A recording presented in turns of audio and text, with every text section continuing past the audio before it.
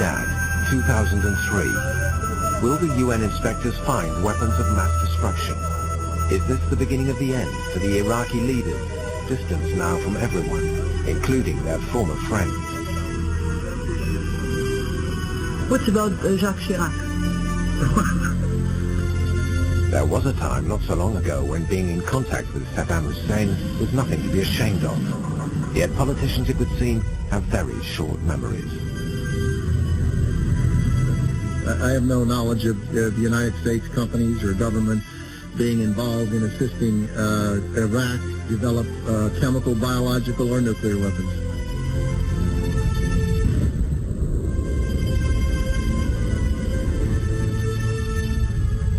Nevertheless, these weapons were actually used.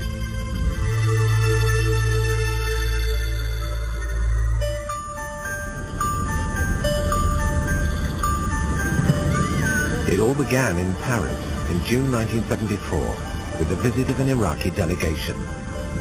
Lunch lasts 3 or 4 hours sometimes, with the drinks and several courses. Their hosts, the French Atomic Energy Commission, showed every consideration to their guests. It was a nice trip, well orchestrated by the French, and started a very amiable relation with the French scientists. We met all the top scientists and administrators. In the afternoon, the delegation made its way to Saclay, near Paris, the most important nuclear research facility in France. The French had many questions for the Iraqis. Even they asked us financial questions, such as how big is the Iraqi budget? How much of it goes into science and teaching and universities? How many scientific enterprises we have? They wanted to understand Iraq's infrastructure. Kadir Hamza cherishes fond memories of Parisian nightlife. Shahristani is too religious for this. We used to go through the night spots of Paris, Champs-Élysées and other places. They designed winding streets with all kinds of nightclubs. Stay till 3, 4 in the morning.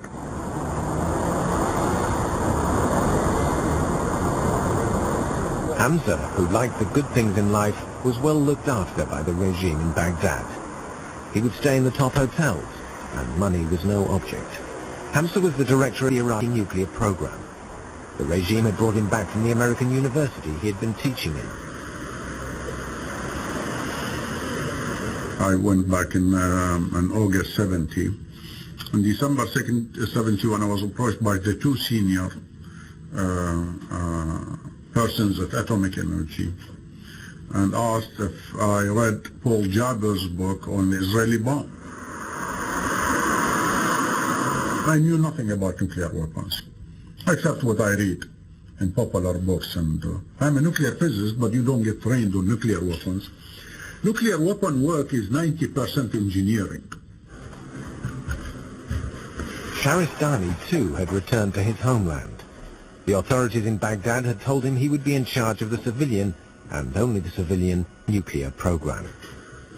Iraq already had one small reactor for its research supplied by the Russian, and the flux of that reactor, the neutron flux, was not high enough for up to date experiments, and we decided then that we'll buy the Osirak reactor that was being used in France at that time.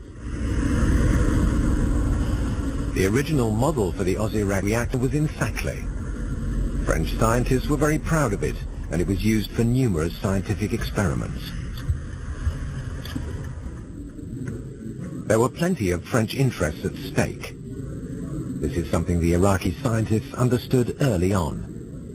That the French government was at the time nice to us, we assumed, was because of the huge deals Saddam was promising to me.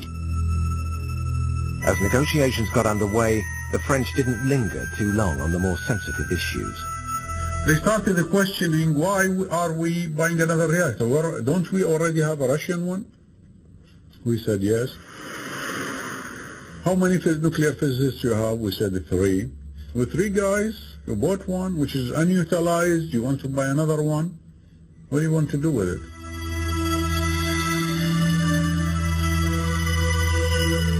Oh, we are buying it to start building power stations and stuff. They started laughing. It's nonsense, of course.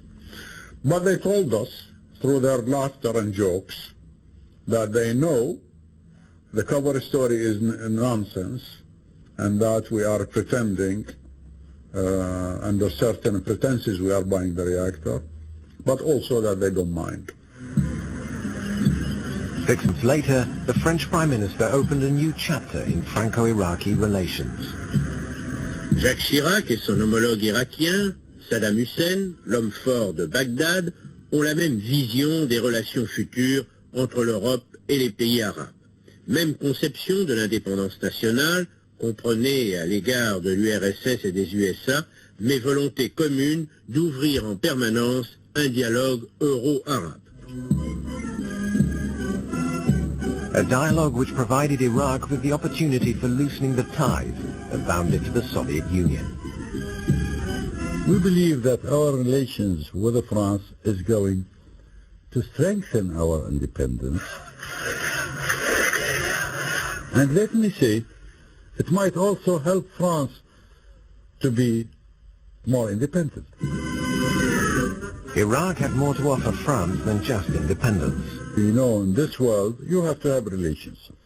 First of all, Iraq is one of the major oil exporters. We need to sell oil. Okay, you have to have partners.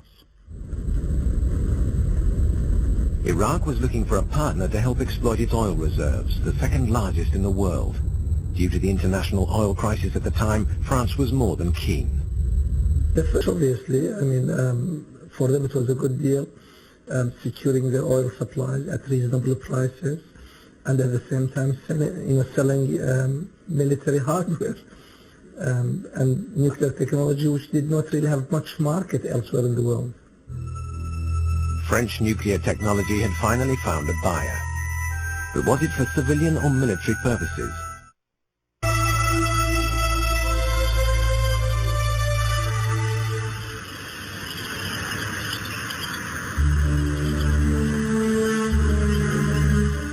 Thanks to the French, in early 1975, Baghdad was a lot closer to realizing its dream of owning nuclear weapons. In return, the Iraqi leaders offered lucrative markets to their French partners. We had very strong relations with the Soviet Union. Why did we decide to buy armament from France? Simply because we didn't want to be in the hands of the Soviets only. It was the beginning of a huge game of poker played at the very highest level. We approached the French, we approached Dassault, and we said, you know, the Iraqis would like to purchase fighter bomber aircraft from you, and they have in mind the F-1, they know all about it, and they want to buy 60. Of course, French eyes opened wide, 60 planes at the same time.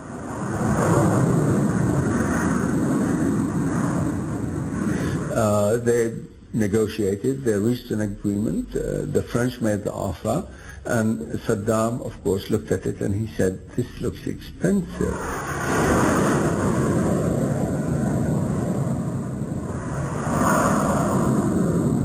The French were overcharging him as compared with other countries. So soon after, Jacques Chirac, who is now the president of France, was in Baghdad visiting.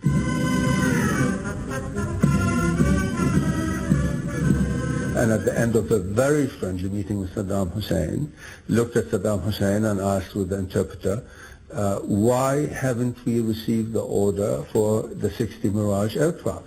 Saddam Hussein pushed a piece of paper towards him.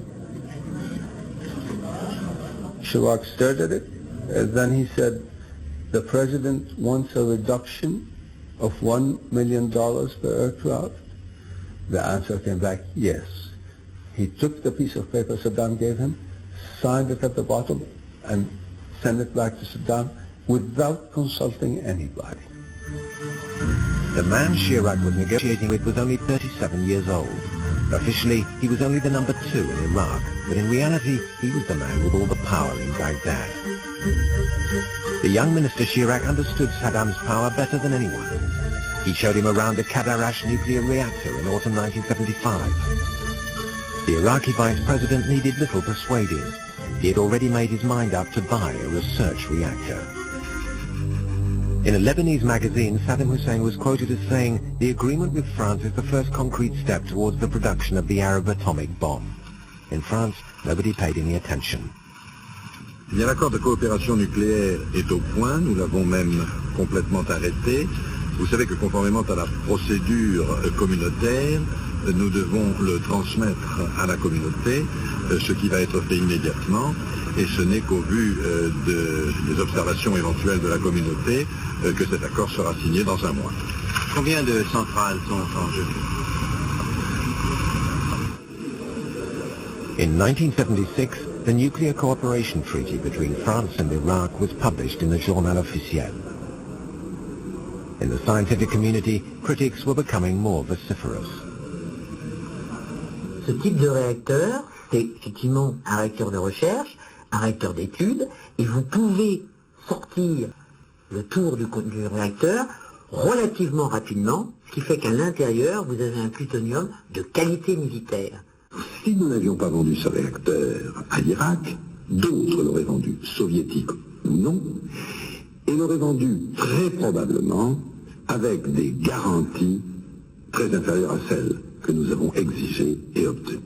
This is utterly nonsensical. This is an insult to our intelligence.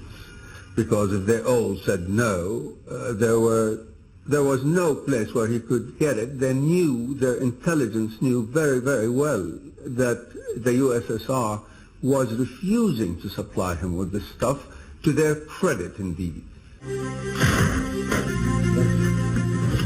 When Saddam Hussein became president in 1979, his power was further reinforced. The whole population was mobilized to show its support of their country's great leader. The nuclear scientists had a clear task ahead of them: confirm Saddam's power on the international stage by means of his military might.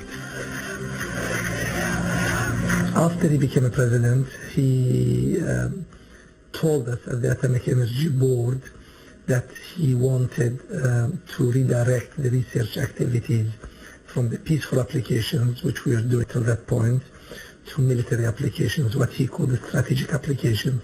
There are two reasons Saddam Hussein wanted unconventional weapons. Iraq, unlike most of the Arabs, has two enemies. Israel, of course, is one, and the second one is Iran, and he was worried about both.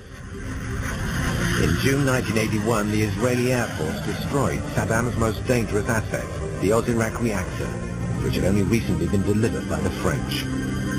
The international community, including France, raised its voice against this Israeli aggression. Avec le recul du temps, évidemment, je ne condamne pas ce bombardement. Parce qu'est-ce qu'on peut dire que s'il n'avait pas eu lieu, l'Irak n'aurait pas pris quand même la voie de domination et d'agression qui a été la sienne.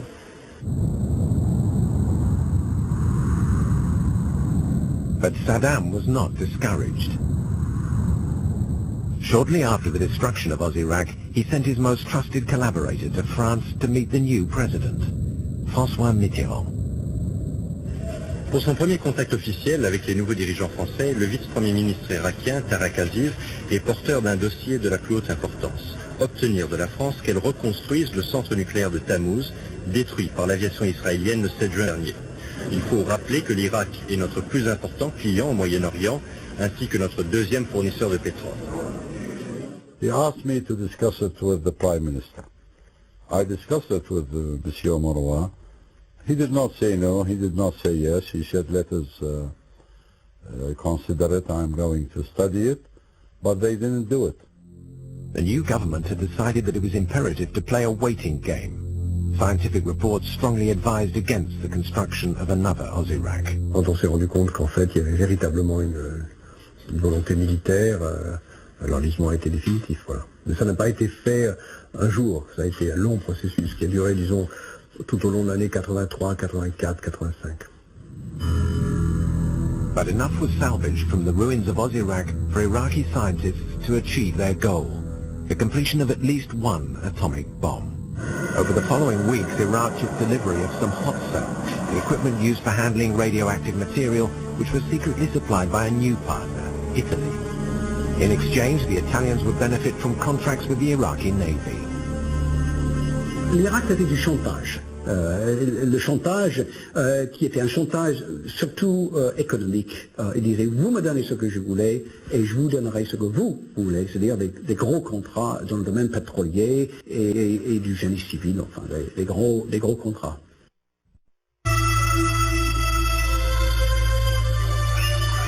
At the beginning of the 1980s, the Middle East was thrown into turmoil with the overthrow of the Shah of Iran, a great friend of the West.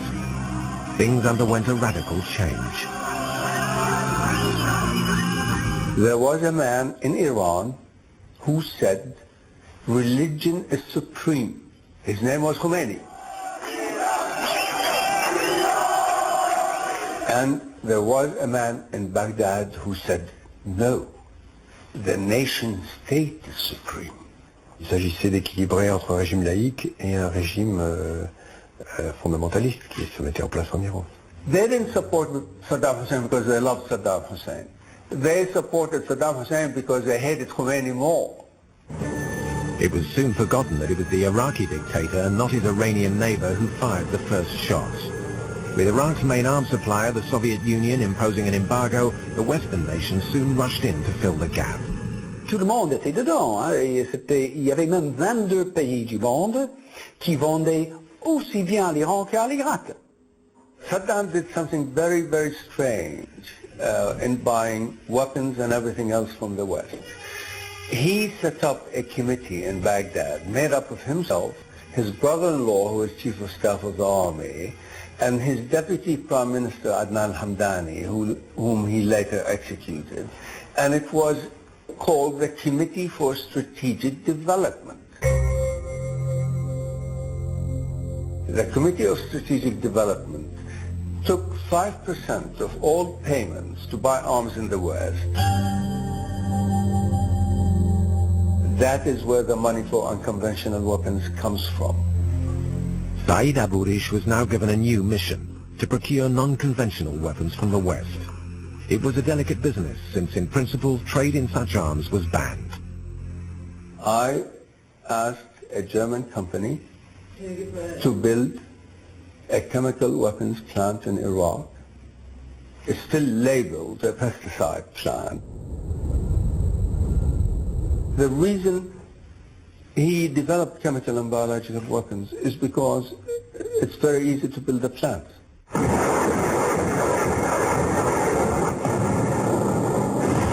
Finding new weapons, even the dirtiest sort and at any price, had become a question of survival for Saddam.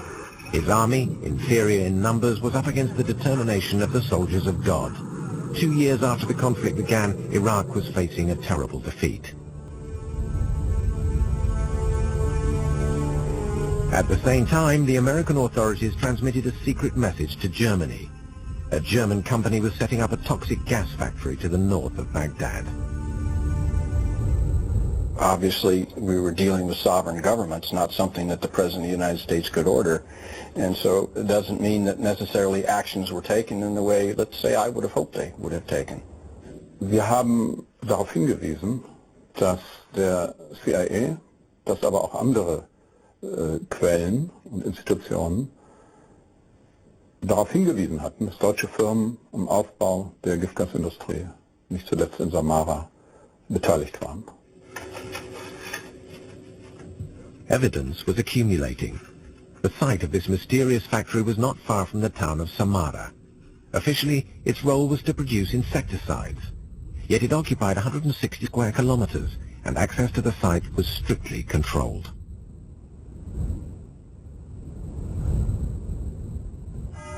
In Germany at this time, there was little control over exports, and yet scientists were quick to point out that insecticides could easily be used to make chemical weapons.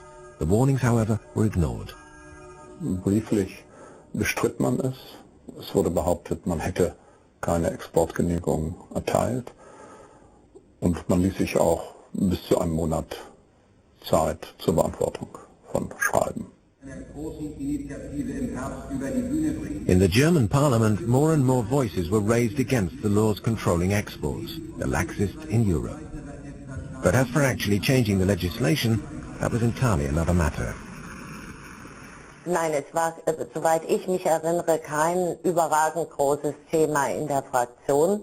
Das ist dann an die Fachleute sozusagen delegiert worden. Das waren die Leute für Rüstungsexportkontrollen und die Leute für Abrüstung und Rüstungskontrolle. Wir sind damit nicht durchgekommen. Es war, wie das heute ja auch in anderen Bereichen ist, es war ein Tabu, den Irak dafür anzuklagen, weil der Böse schlechthin war damals Khomeini und war das Iran-Regime und alles, was dem schadete, schien mindestens tolerierbar zu sein. More and more German companies started exporting to Iraq. Hundreds of deliveries were made directly to the Iraqi army, others to Samara. The Iraqis had one very special partner in the company, Karl Kolb. Ich erinnere mich ganz gut an den Fall Kolb, weil der Herr Kolb nicht nur in meinem Wahlkreis gesessen hat, sondern sogar in meinem Heimatort in Dreieich. Und das natürlich eine Situation war, die uns alle zu Hause auch sehr tangiert hat.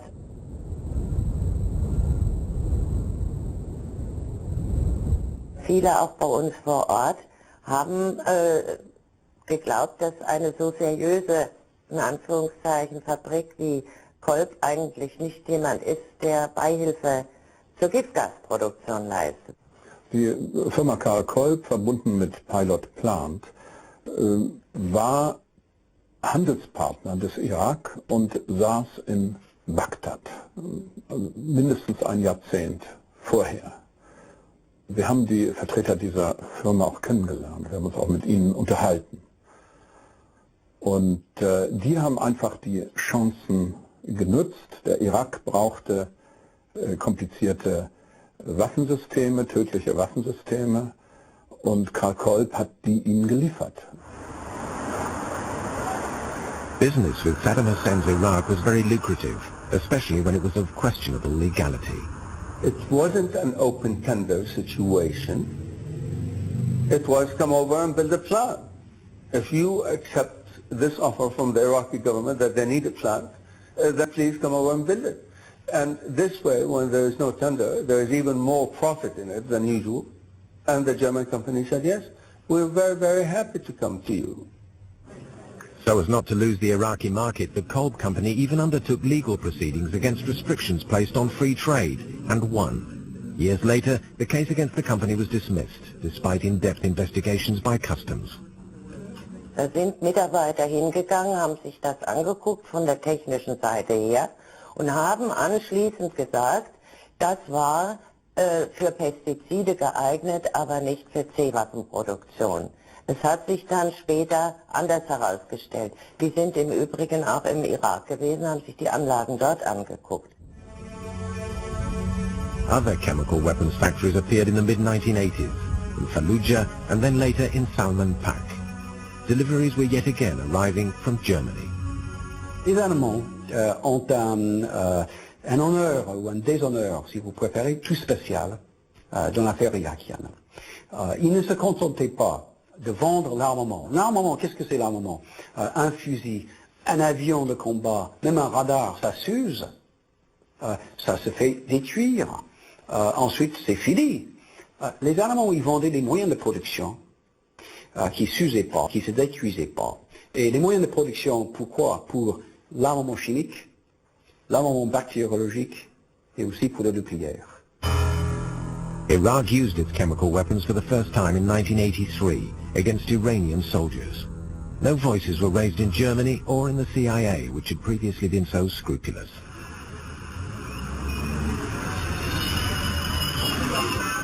Baghdad was preparing itself for a visit from an important American delegation.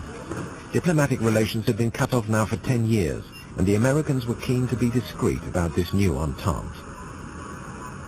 Only Iraqi TV was present on the 20th of December 1983 when Saddam Hussein met the American emissary, a certain Donald Rumsfeld. the current defense minister in the Bush administration. It was only in autumn 2002 that he confessed to this meeting before a Senate commission. As part of my responsibilities, I did visit Baghdad. I did meet with Mr. Tariq Assis, and I did meet with Saddam Hussein, and spent some time visiting with them about the war they were engaged in with Iran. At that time in 1982, our relations were started to get warm gradually. Tariq Aziz, who had also been at the meeting, didn't consider this reconciliation with the United States to be essential. Arms were available. We could have bought Western arms from France, from Italy, other countries, and we have the Soviet source. So we didn't find it compulsive that we should go and buy arms from the United States. Le gouvernement français a donc reconnu avoir livré samedi 4 chasseurs bombardiers Mirage F-1 comme celui-ci à l'Irak. Toutefois, on relève que la livraison de ces avions semble contredire la position officielle française de neutralité dans le conflit entre l'Irak et l'Iran, ainsi que le principe de ne pas livrer d'armes à des pays en guerre.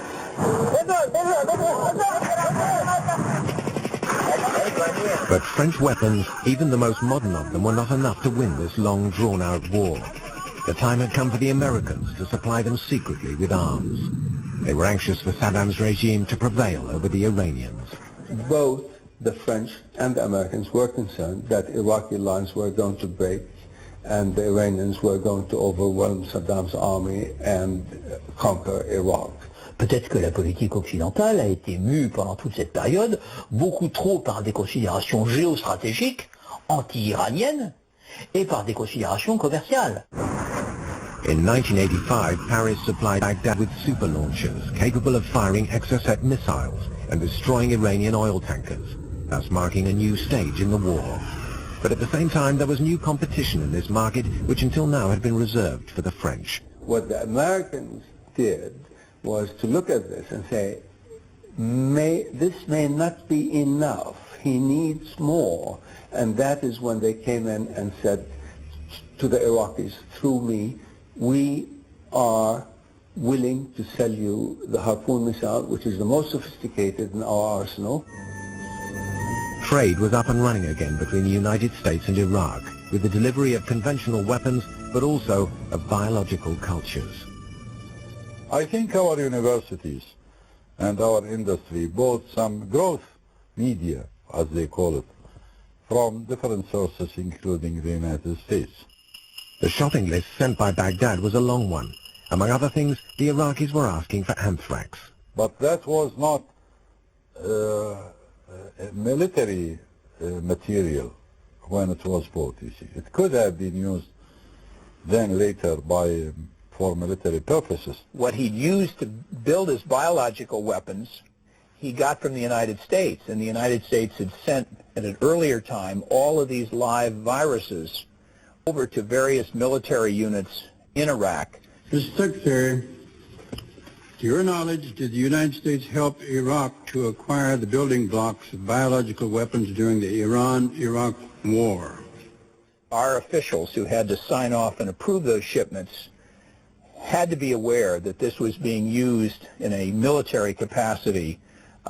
This was not for science, or this was not, for educational purposes. This had a far more sinister purpose than that.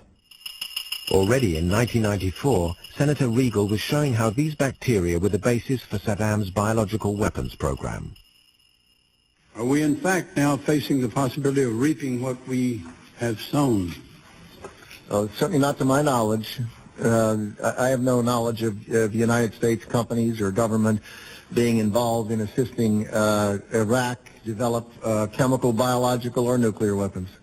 The officials at the top of our government in the executive branch were willing to do that because they saw Saddam Hussein as a friend, and they wanted Iraq as an ally against the enemy at that time, which was really Iran.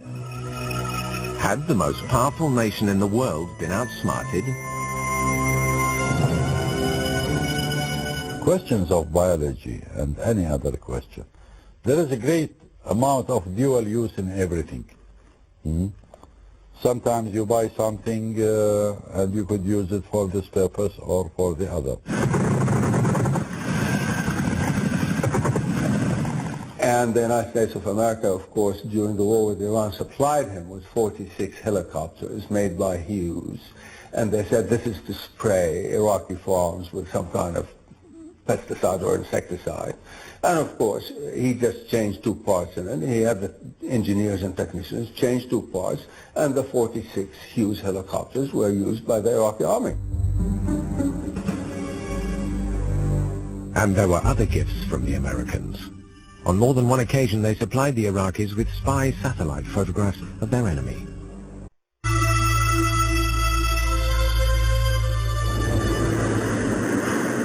The Iraqis' link with Europe had not been severed. In the mid-1980s, Hamza started traveling again, this time to Germany. For Hamza, finding the equivalent of a second Ozirak was not an impossible task. In no time at all, he had a new nuclear program set up. What I discovered, the same story again. The Guza and Lebov, the two major high-technology concerns in Germany, came and were surprised by the high requirements we have. But then again, they gave us an offer for $120 million foundry, with all the equipment we required, all the processes we asked for, all the high technology furnaces and casting and machining and cleaning of metals, everything included.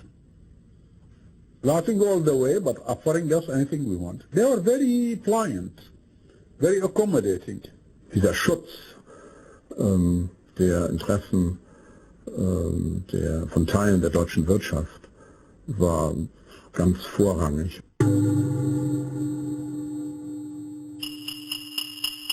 To this day, the German authorities have not managed to untangle the web of transactions concerning nuclear exports to Iraq. To be accurate, nobody helped us. But we bought things, you see, from Western nations, because this, especially the technology is so developed and sophisticated, we could not make it ourselves, so we had to buy it.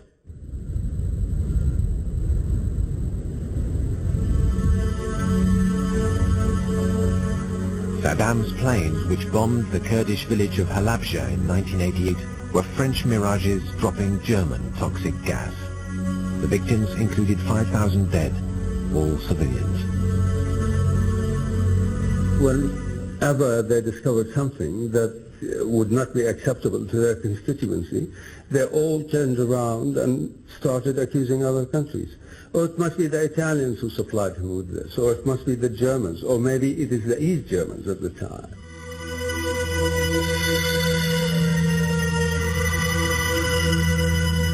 It wasn't until the end of the Iraq-Iran war that the UN finally released a report on this affair.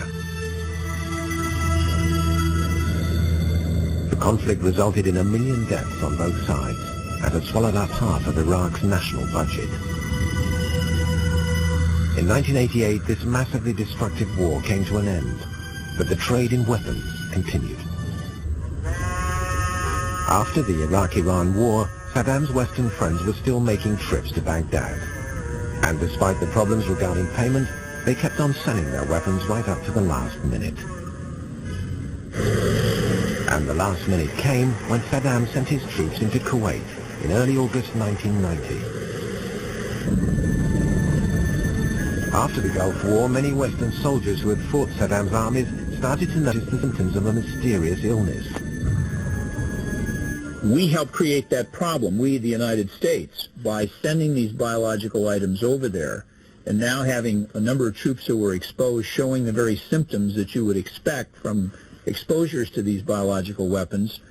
This problem has come back to haunt us. Thousands of American soldiers returned home with Gulf War syndrome. If we supplied the building blocks for German chemical warfare to this madman, in the first place, this psychopath, how do we look to the world to be backing away from this effort to control it? Senator, I think it would be a shame to leave this committee and the people listening with the impression that the United States assisted Iraq with chemical or biological weapons in the 1980s. I just do not believe that's the case. L'Occident tolère certains dictateurs, mais l'Occident ne tolère pas les dictateurs qui franchissent certaines bornes. Et évidemment, supprimer un État, et en particulier un État pétrolier, c'est quelque chose que l'Occident ne tolère pas. Ah, le renversement est total, à 180 degrés. Et je l'observe chez les industriels, chez les diplomates, chez les militaires, c'est un renversement complet. Baghdad fondly remembers the time when it enjoyed a warm relationship with Jacques Chirac, American politicians, Soviet ministers, and a large number of other heads of state. The gifts once presented to Saddam Hussein can now be seen in Baghdad's Museum of Victory. Just memories.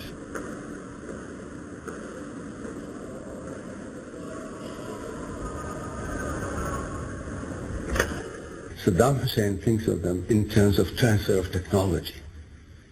He thinks of them in terms of Iraq joining the 20th century. And guess what? He was very successful. But the biggest investments were in brain power. Scientists, engineers, and technicians. After the Gulf War, for several reasons that include getting them out of the way of the inspectors and giving them a cover as doing civilian work, many of these groups were taken to make, to rebuild power stations, other facilities including refineries, even bridges. Then they were called back to work again on weapons programs. To give them enough manpower, more hiring was done. I believe another 5,000 were hired.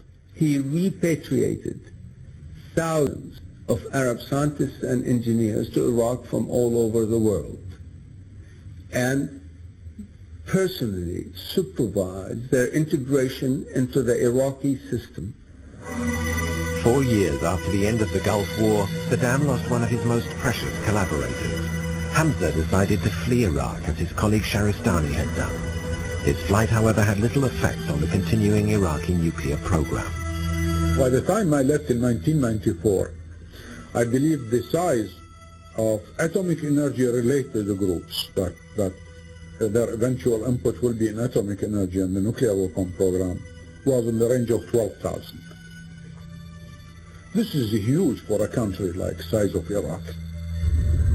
12,000 scientists, engineers, and nuclear technicians, and they're still in Iraq, with or without Saddam.